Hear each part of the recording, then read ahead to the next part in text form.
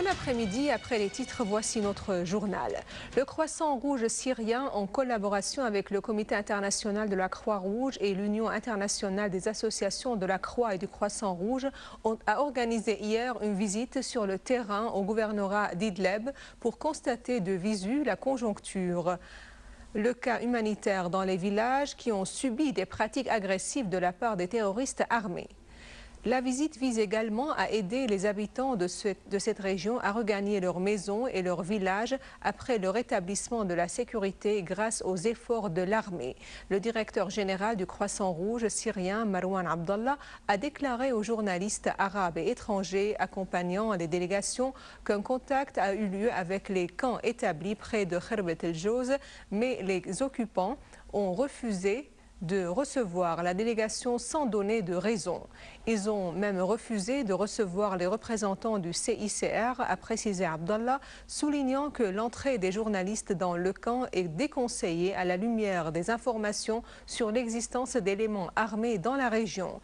À noter que des hommes perturbateurs avaient exploité les circonstances actuelles pour entrer dans le camp. Ils se sont emparés de plusieurs véhicules publics, a-t-on indiqué.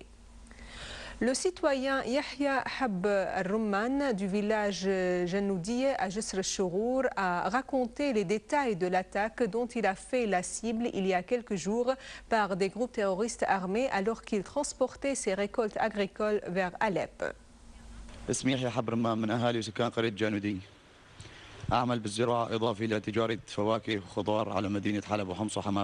Je travaille dans l'agriculture et je transporte sur ma camionnette des fruits et légumes pour les vendre à Alep, à Homs et à Hama. Mais depuis le début des événements, je les acheminerai seulement vers Alep. Vendredi dernier, j'étais en route vers Alep lorsqu'un groupe armé m'a barré le chemin et m'a obligé de descendre de la camionnette. Ils m'ont demandé d'inciter à la révolution à Alep et ils m'ont roué de coups et abîmé la récolte que je transportais. Les hommes armés m'ont demandé pourquoi je ne participe pas aux manifestations le vendredi au lieu de transporter des fruits et légumes à Alep qui n'a pas pris part à la révolution. Les éléments armés étaient cagoulés, portaient des armes automatiques et des pistolets. Cependant, j'ai réussi à m'enfuir. Je suis resté jusqu'au dimanche à Alep.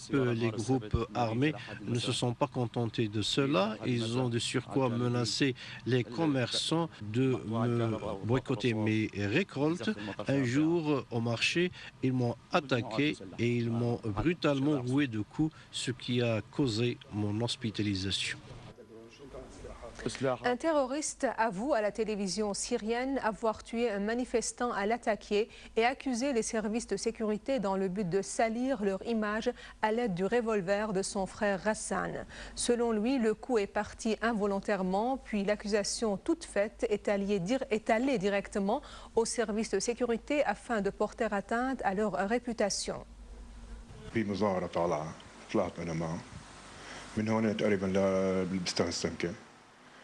Dans des aveux à la télévision syrienne, Imad a indiqué qu'il a participé dans l'une des manifestations qui s'est dirigée à Boustan al-Samaki. Il a demandé à son frère Ghassan de lui prêter son revolver. Il en avait besoin dans les manifestations. Dans la rue, une balle est sortie pour atteindre l'un des manifestants qui se trouvait à une distance de 15 mètres. Aussitôt, il a quitté les lieux pour se cacher à la maison. Mais après un certain temps, son frère Ghassan est venu à la maison et lui a dit que le type en question est décédé suite à sa blessure mortelle.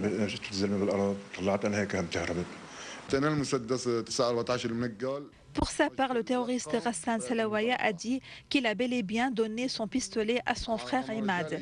Il l'a chargé et ensuite il est parti à la manifestation et là, une balle est sortie pour atteindre Ahmad Abdenour. Tout de suite, Imad lui a rendu son arme après son forfait.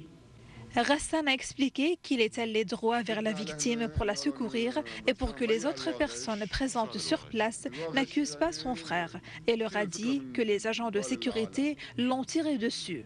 Elles l'ont porté sans qu'elle ne sache qu'il était mort ou non, jusqu'à ce que ses parents soient venus pour l'évacuer. Monsieur Sergueï Babourine, ancien député à la Douma, président du comité russe de solidarité avec la Syrie et la Libye, a condamné l'ingérence étrangère dans les affaires intérieures de la Syrie tout en mettant l'accent sur les réformes annoncées par la direction syrienne.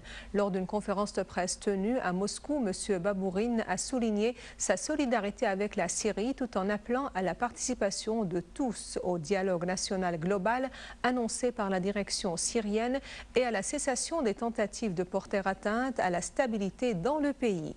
Il a noté que les développements des événements en Libye avaient affirmé la véracité de la position russe de ne pas faire passer un projet de résolution au Conseil de sécurité contre la Syrie, soulignant que cela est une ingérence dans les affaires intérieures du pays.